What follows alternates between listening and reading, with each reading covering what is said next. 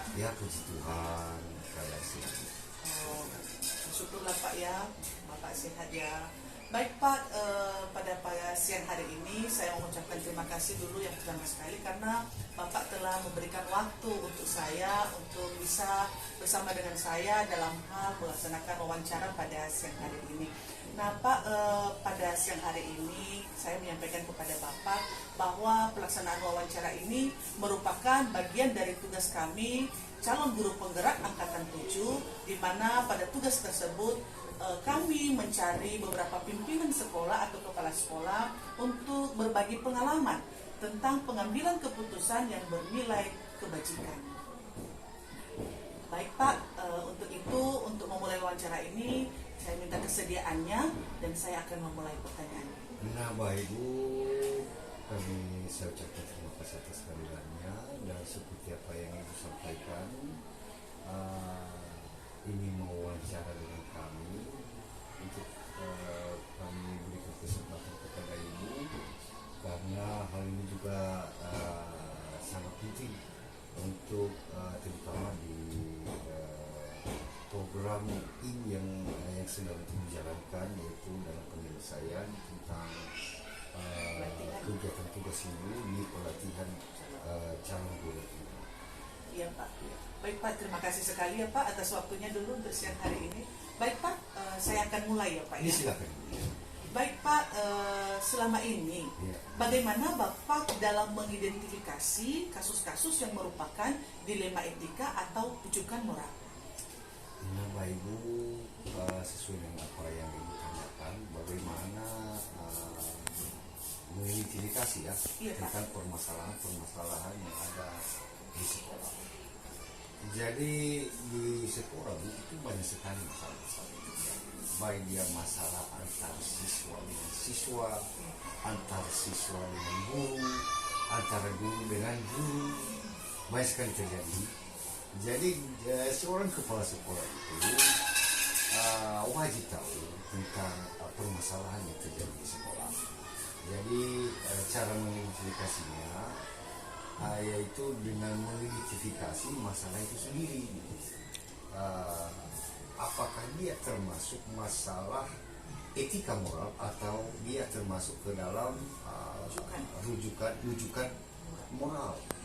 Jadi permasalahan yang terkait dengan dilema etika, yaitu ada kadang-kadang kala itu masalah itu sama-sama benar, baik pihak yang satu maupun pihak yang lain, hanya saja dia terjadi benturan sosial sehingga ini perlu penyelesaian. Dan begitu juga ada permasalahan yang lain juga yang pihak yang satu benar dan pihak yang lain salah. Jadi ini tergolong dia dalam penyelesaian masalah rujukan. Jadi begitu ya Pak ya, cara mengidentifikasinya ya Pak ya. Artinya kalau ada dua pernyataan itu benar, maka dikategorikan dalam dilema etika. Sedangkan kalau ada salah satu yang bagian yang salah dari hal tersebut, maka itu dalam rujukan moral. Jadi selama ini Bapak menemui berbagai masalah ya Pak ya, baik dari guru-guru, siswa. Jadi ternyata pasti Bapak punya banyak pengalaman nantinya ini. Baik Pak, saya lanjutkan. Silakan. Selama ini bagaimana Bapak dalam menjalankan pengambilan keputusan di sekolah kita, terutama untuk kasus-kasus di mana ada dua kepentingan tadi yang sama-sama benar atau sama-sama mengandung nilai kebajikan? Nah Bapak Ibu, terima kasih atas pertanyaannya. Jadi bagaimana langkah-langkah yang ditempuh dalam hal penyelesaian masalah? Dalam pengambilan keputusan dalam suatu masalah. Yang terutama tadi yang seperti apa yang sudah disampaikan, ada dua hal adalah khususnya pada masalah yang sama-sama benar. Jadi ini termasuk dia ke dalam kelompok etika moral. Dilema etika. Jadi ini langkah-langkah yang kita ambil inisiatif dalam penyelesaian masalah. Yang pertama, seorang kepala sekolah mengidentifikasi masalah yang sedang dihadapi dan mencari beberapa yang menjadi akar terjadinya suatu permasalahan. Jadi tentunya kalau mencari akar permasalahan ini dengan adanya fakta-fakta yang ada, dan juga tentunya dengan kepala sekolah itu wajib ada berupa komunikasi dengan pihak yang lain yang terkait dengan permasalahan yang terjadi, sehingga benar-benar apa yang nanti yang kita ambil suatu keputusan dalam penyelesaian masalah yang terkait dengan dilema etika ini, kita tidak salah mengambil keputusan.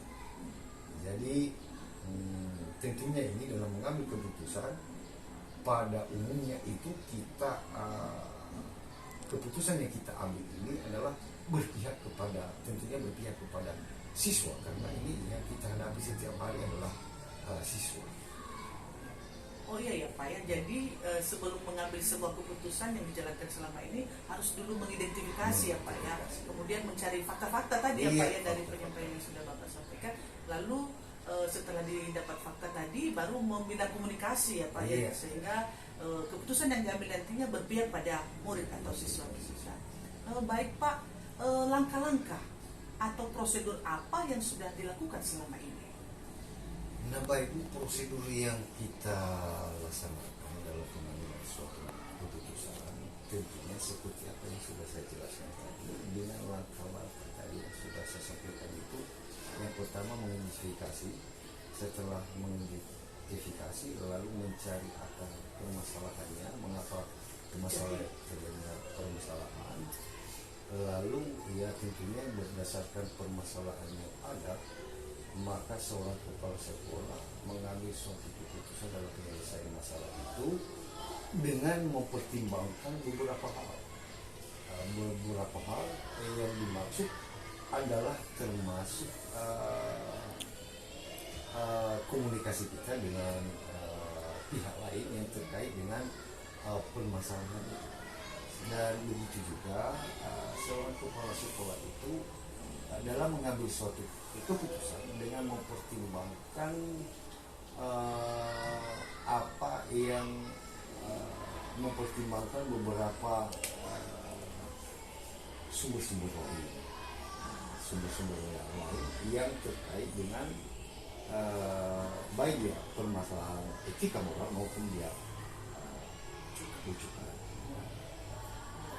Jadi dalam mengambil keputusan selama ini tidak langsung saja ya Pak Ila, ya harus ada langkah-langkahnya. Jadi ini sudah menambah pengalaman saya Pak. Artinya kalau sebelum kita mengambil sebuah keputusan, ada dulu langkah-langkahnya seperti yang Bapak sampaikan tadi. Pertama mengidentifikasi ya Pak ya, kemudian mencari fakta-fakta, kemudian mengkomunikasikan dengan beberapa, sehingga baru nanti ada kesimpulannya, ada kesepakatan atau keputusan ya Pak ya. Baik Pak, saya lanjutkan. Selama ini apakah ada hal-hal yang efektif dalam pengambilan keputusan, terutama pada kasus-kasus dilema etika ini Pak? Tentunya Bu, hal-hal yang efektif kita dalam mengambil suatu keputusan, tentunya ini seorang kepala sekolah itu wajib tahu bagaimana langkah-langkah dalam menyelesaikan suatu masalah dalam mengambil suatu keputusan.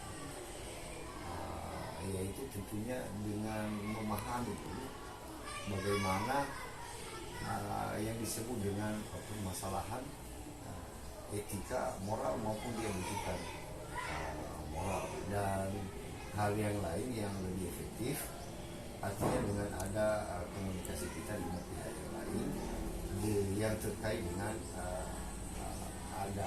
adanya permasalahan di sekolah. Maka itu saja.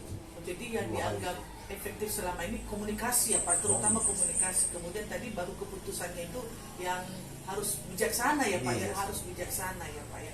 Baik Pak, selanjutnya selama ini juga apakah ada yang merupakan tantangan dalam pengambilan keputusan pada kasus-kasus dilema etika ini? Iya, tentunya Bu, dalam mengambil suatu keputusan pada permasalahan etika maupun yang bukan moral, tentunya ini banyak tantangannya.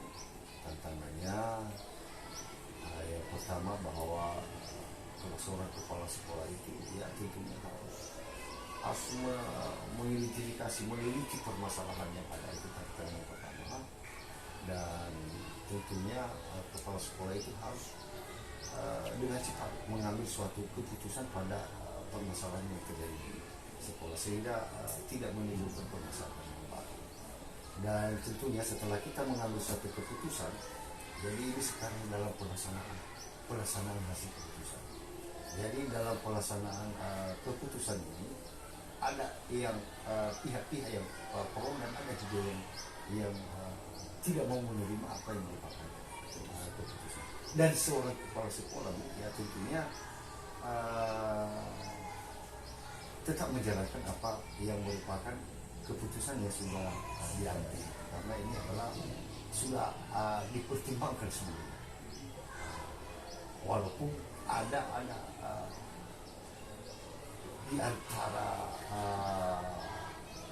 di antara warga sekolah itu yang tidak mau melaksanakan, dan ini adalah merupakan tantangan seorang kepala sekolah. Bagaimana yang tidak mau menerima itu, bagaimana dia bisa menerima keputusan itu. Nah tentunya ini kepala sekolah akan berupaya dengan memberikan pemahaman kepada pihak-pihak yang tidak mau menerima keputusan, sehingga dengan sendirinya bahwa guru itu akan sadar bahwa keputusan itu bisa lebih baik untuk bisa diterima dan bisa dijalankan.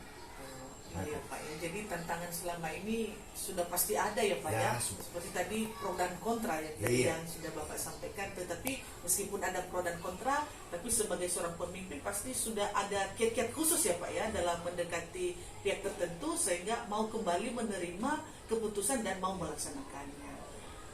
Luar biasa sekali pengalamannya Pak, mudah-mudahan nanti saya juga bisa melaksanakan seperti itu. Baik Pak, selama ini dalam masalah tersebut, apakah Bapak memiliki sebuah tata kala atau jadwal tertentu dalam sebuah penyelesaian kasus dilema etika ini? Apakah Bapak langsung menyelesaikan di tempat atau memiliki sebuah jadwal untuk menyelesaikannya? Dan bagaimana bentuk atau prosedur seperti apa yang Bapak jalankan? Nah Bapak Ibu, seperti apa yang pertanyaan yang baru ajukan, apakah ada jadwal khusus tentang bagaimana seorang kepala sekolah itu bisa mengambil suatu keputusan pada permasalahan? Tentunya Bu, kita di sekolah tidak ada jadwal itu secara khusus, karena permasalahan itu kita tidak tahu kapan terjadi. Jadi memang selama ini banyak terjadi permasalahan, namun seorang kepala sekolah itu wajib menyelesaikannya, baik dia masalah yang terkait dengan etika moral maupun dia rujukan moral, wajib diselesaikan. Dan yang mana yang lebih dahulu diselesaikan, maka itu adalah merupakan suatu kebijakan dari kepala sekolah. Ya tentunya ini dengan skala prioritas, artinya permasalahan yang dianggap dapat mengganggu jalannya kegiatan di sekolah, ya tentunya itu yang lebih prioritas. Hanya jangan sampai mengganggu kegiatan, maka itulah yang lebih dahulu diselesaikan. Artinya ya Pak ya, dalam penyelesaian masalah itu tidak ada jadwal tertentu. Artinya mana skala prioritas, mana masalah yang harus dengan segera diselesaikan. Jadi selama ini seperti itu ya Pak ya. Jadi setiap masalah yang diselesaikan itu tidak ditunggu-tunggu dulu, nanti waktunya nanti minggu depan dulu lah. Artinya tidak ada penundaan ya Pak, dengan segera mungkin dalam menangani setiap permasalahan. Baik Pak, selama ini apakah ada seseorang atau faktor-faktor yang mempermudah atau membantu dalam pengambilan keputusan dalam kasus-kasus dilema etika? Iya, jadi ini faktor-faktor apa yang mempermudah ya Bu ya dalam kita mengambil suatu keputusan atas masalah yang terjadi di sekolah. Ya tentunya seorang kepala sekolah itu wajib sudah memahami bagaimana cara mengambil suatu keputusan berdasarkan permasalahan yang terjadi termasuk tadi dalam mengkategorikan permasalahan. Wajib tahu dengan ya tentunya bagaimana kepala sekolah itu bisa mengetahui, ya tentunya dengan berbagai sumber dan informasi. Itu wajib kepala sekolah itu aktif dalam mencari berupa sumber-sumber tentang hal ini, bagaimana penyelesaian suatu masalah di sekolah. Dan juga hal yang lain yang merupakan faktor yang mempermudah kita dalam penyelesaian masalah, itu adanya kerjasama dalam di suatu sekolah, baik dia guru dan warga sekolah keseluruhan termasuk di komite. Dan warga sekolah ini adalah merupakan sumber utama dalam mencari berupa informasi dalam hal penyelesaian suatu masalah, bagaimana jalan keluar dalam menyelesaikan suatu masalah. Artinya ya Pak ya, selama ini sudah banyak sekali pihak yang membantu Bapak dalam menyelesaikan permasalahan. Tapi saya tertarik dengan yang disampaikan Bapak tadi, membaca berbagai sumber, artinya memperkuat literasi ya Pak ya.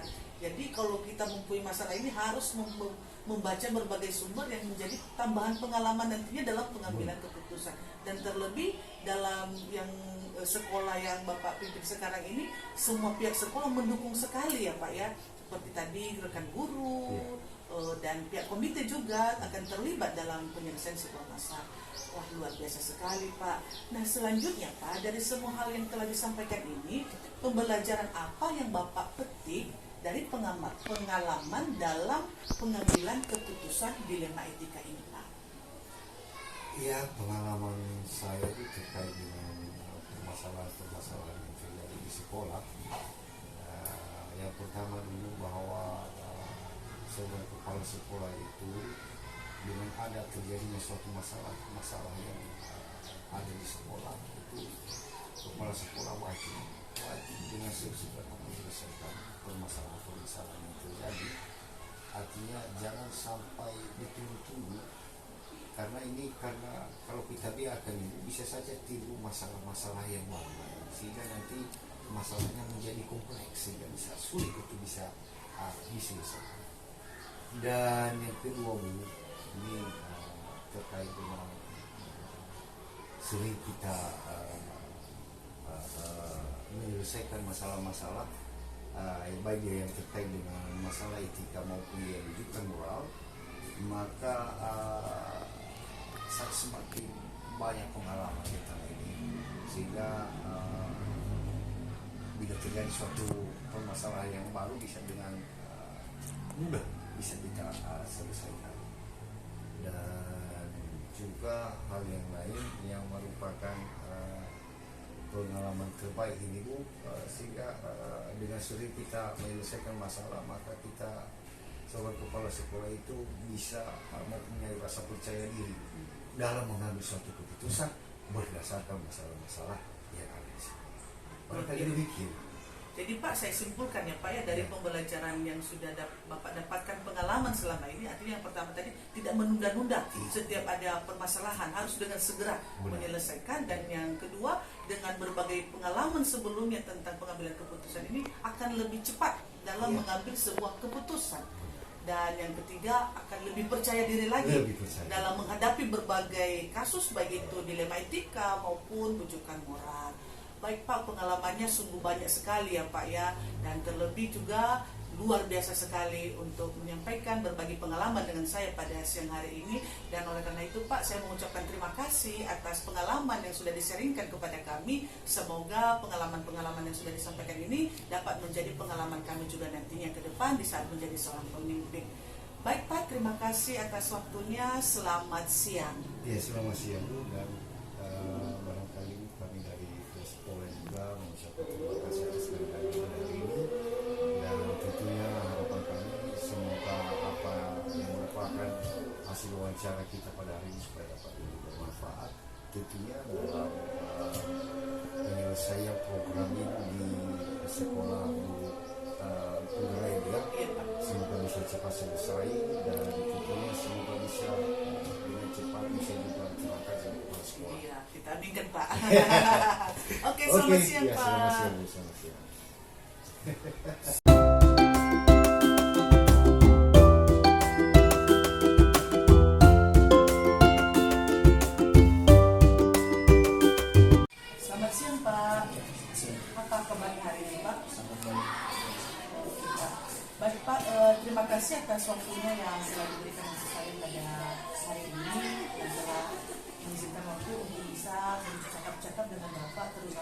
pelaksanaan wawancara kita pada siang hari ini. Tentunya Pak, saya datang kepada Bapak itu untuk menyelesaikan salah satu tugas bagian dari calon guru penggerak, yaitu untuk menanyakan pengalaman tentang pengambilan keputusan yang berbasis nilai-nilai kebajikan kepada beberapa pimpinan sekolah.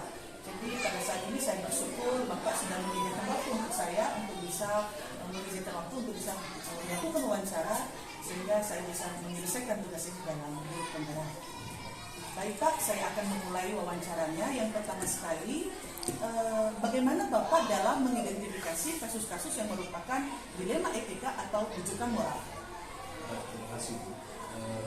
Tentunya dulu sekolah itu masalah memang itu kami temui sebagai pimpinan, dan pertanyaan tadi bahwa bagaimana untuk mengidentifikasi kasus dalam rujukan moral atau dilema etika, maka yang pertama kita lakukan adalah identifikasi masalahnya, mana yang berbenturan dengan aturan agama, yang berbenturan dengan kemampuan itu pasti menjadi sedangkan yang tidak identifikasi masalah muncul. Jadi ya Pak ya, dalam mengidentifikasi itu membedakan ya, yang mana yang tidak ada pelanggaran dalam norma maka itu termasuk dalam rujukan moral ya Pak ya. Tapi yang sama-sama benar maka itu termasuk dalam dilema itu. Oh baiklah Pak. Baik Pak, selanjutnya selama ini bagaimana Bapak dalam menjalankan pengambilan keputusan di sekolah Bapak, termasuk untuk kasus-kasus di mana ada dua kepentingan yang sama-sama benar atau sama-sama mengandung nilai kebajikan? Ya, memang ini juga merupakan sebuah dilema. Iya Pak. Tapi kita harus tepat dengan tentunya seperti yang saya katakan tadi, kita identifikasi. Setelah kita identifikasi ini merupakan dilema etika, maka kita tekankan kemudian selanjutnya, dan kita coba buat pertanyaan yang memungkinkan untuk bisa menjawab bagaimana penyelesaian manakah yang tepat sebenarnya. Jadi itu ya Pak yang dilaksanakan selama ini ya Pak ya, memetakan dulu ya yang menjadi masalah sehingga bisa menemukan apa yang menjadi solusi pemecahannya. Baik Pak, pada saat pengambilan keputusan tersebut, apa langkah-langkah atau prosedur yang biasa Bapak lakukan selama ini? Nah, yang biasa saya lakukan seperti tadi, tetap saya berangkat dari identifikasi dulu. Kemudian hal tersebut kemudian kita petakan, dan seterusnya kita mencoba juga mendiskusikan bersama dengan kawan-kawan Bapak atau pihak lain yang akan membantu untuk bisa kita mengambil tindakan terhadap masalah yang ada. Jadi dipetakan dulu ya Pak ya? Ya. Dan bersama dengan guru-guru juga. Itulah langkah-langkahnya ya Pak. Baik Pak, kita teruskan ya Pak. Hal-hal apa saja yang selama ini Bapak anggap efektif dalam pengambilan keputusan pada kasus-kasus dilema etika? Ya, hal-hal yang sangat efektif adalah bahwa masalah-masalah itu perlu dulu kita harus mencoba sering terhadap itu seperti yang saya katakan tadi, itu paling efektif, sehingga nanti apa yang menjadi saran-saran itu bisa menjadi modal kita sehingga tidak ada lagi untuk bisa Disering dulu ya Pak ya? Diseringkan dulu. Oh iya ya Pak ya, kita bagus sekali. Kita lanjutkan Pak. Hal-hal apa yang menjadi tantangan dalam pengambilan keputusan pada kasus-kasus dilema etika? Nah, beberapa tantangan yang juga muncul adalah memang apa ini dua-duanya benar, dan kita katakan bahwa kita memakai prioritas yang baik, biasanya pasti salah satu pihak istilahkan salah satu tidak nyaman dengan keputusan kami. Namun upaya-upaya kita selanjutnya adalah tetap memberikan pemahaman. Kita dibantah di lembaga sehingga kita yakin bahwa pasti akan Jadi selama ini ada tantangan juga ya Pak ya? Oh iya ya Pak. Jadi ada juga beberapa orang dari Bapak Ibu guru itu yang kurang setuju dengan itu. Tapi dengan usaha tadi ya Pak ya, dengan memberi pemahaman jadinya Bapak itu yang pihak yang tidak setuju tadi bisa menerima kembali ya Pak ya. Oh iya ya Pak, jadi itu tantangan yang dihadapi selama ini. Baik Pak, selanjutnya apakah Bapak memiliki tata cara atau jadwal tertentu dalam menyelesaikan kasus dilema etika ini? Apakah langsung menyelesaikan di tempat atau memiliki sebuah jadwal untuk menyelesaikannya, atau bagaimana juga bentuk atau prosedur seperti apa yang sudah dijalankan? Nah, untuk misalnya jadwal kata-kata yang khusus untuk masalah, namun lebih ditekankan adalah pada prioritas masalah. Artinya kita mengaktifkan masalah-masalah yang ada dan kemudian kita menyelesaikan dari yang prioritas yang mana yang memang harus benar-benar diselesaikan. Itu untuk misalnya itu ada lagi. Memang masalah itu muncul dengan sendirinya. Jadi artinya Pak, tidak ada kata-kata, artinya spontan saja ya Pak ya, tergantung dari keadaan situasi pada saat ada masalah. Oh baiklah Pak, baiklah Pak. Dengan itu apakah ada seseorang atau faktor-faktor yang selama ini mempermudah atau membantu Bapak dalam pengambilan keputusan dalam kasus dilema? Ya, tentunya pasti ada. Terutama dulu di sekolah, tentunya kemudian di luar juga sekolah selalu ada dukungan dari sekolah, kemudian dari orang tua. Ini sebenarnya bisa mempermudah kita menentukan, misalnya ada masalah jadi bapak dan ibu sekolah dan juga Beruntung sekali ya Pak, ternyata selama ini banyak pihak yang membantu Bapak dalam pengambilan keputusan. Baik Pak, dari semua hal yang sudah disampaikan, pembelajaran apa yang dapat Bapak petik dari pengalaman dalam pengambilan keputusan? Ya, yang saya ambil di pengambilan keputusan dan selama ini telah terjadi bahwa artinya kita bisa mengambil keputusan dengan baik dan dengan tepat sesuai dengan permasalahan-permasalahan sekiranya kita tidak harus melibatkan terjadi sehingga bisa menyelesaikan Artinya ya Pak ya, semua keputusan itu dapat menyelesaikan semua masalah yang terjadi ya Pak ya. Itu hikmat yang bisa Bapak ambil dari pengambilan keputusan selama ini. Baiklah Pak, ternyata pengalaman Bapak luar biasa sekali. Semoga pengalaman ini juga nantinya dapat menjadi pengalaman kami ke depan di saat saya bertemu. Terima kasih atas waktunya Pak. Selamat siang.